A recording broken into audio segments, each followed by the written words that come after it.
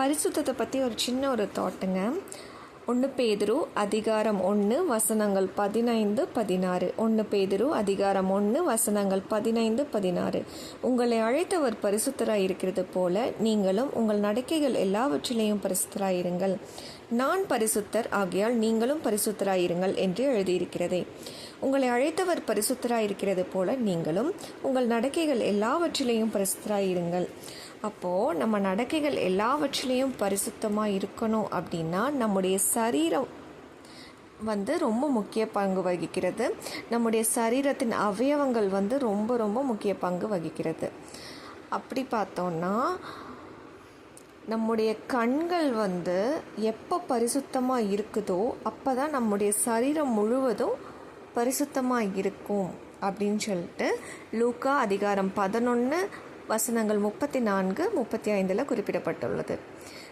லூக்கா அதிகாரம் 11 வசனங்கள் 34-35. கண்ணானது சரீரத்தின் விளக்காய் இருக்கிறது. உன் கண் தெளிவாயிருந்தால் உன் சரீரம் முழுவதும் வெளிச்சமாயிருக்கும். உன் கண் கெட்டதாயிருந்தால் உன் சரீரம் முழுவதும் இருளாயிருக்கும். ஆகையால் உன்னிலுள்ள வெளிச்சம் இருளாகாத படிக்கு எச்சரிக்கையாயிரு. அப்போது நம்முடைய கண்கள் சரீரம் முழுவதும் வெளிச்சமாக இருக்கிறதுக்கு எவ்வளவு பங்கு வகிக்கிறதுன்னு யோசிச்சு பாருங்களேன். நம்முடைய கண்கள் பரிசுத்தமாக இல்லைன்னா நம்முடைய சரீரம் முழுவதும் இருளாயிடும். நம்முடைய நடக்கைகள் பரிசுத்தமாக இருக்காது. அப்போது நம்முடைய கண்களை எப்போவுமே பரிசுத்தமாக காத்துக்கொள்ளணும்.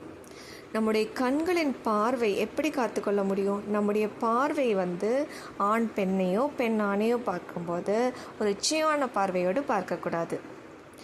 செகண்ட் திங், நம்முடைய பார்வை பொறாமையின் பார்வையாக இருக்கக்கூடாது. நம்முடைய பார்வை பொறாமையின் பார்வையாக இருக்கக்கூடாது. அதுபோல் நம்முடைய பார்வை ஏக்கமாகவும் இருக்கக்கூடாது, ஏக்கத்தின் பார்வையாகவும் இருக்கக்கூடாது. இச்சையான பார்வையாவோ பொறாமையான பார்வையாவோ ஏக்கமான பார்வையாவோ இருந்ததுன்னா கண்டிப்பாக பாவத்துக்கு நம்ம உட்பட்டுருவோம். கண்டிப்பாக ஏதோ ஒரு தவறு நம்ம பண்ணுவோம். அப்படி இல்லாமல் நம்முடைய பார்வை அன்பான பார்வையா, கரிசனையான பார்வையா, உதவி செய்கிற ஒரு பார்வையா அந்த தாட் மனசில் இருந்துச்சு அப்படின்னா கண்டிப்பாக நம்மளோட முழு சரீரத்தையும் நம்ம பாதுகாக்க முடியும்.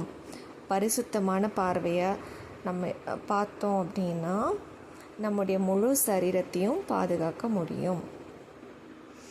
அப்படியாக நம்ம நம்முடைய கண்களை பரிசுத்தமாக காத்து கொள்றதுக்கு நம்ம முயற்சி செய்வோம்.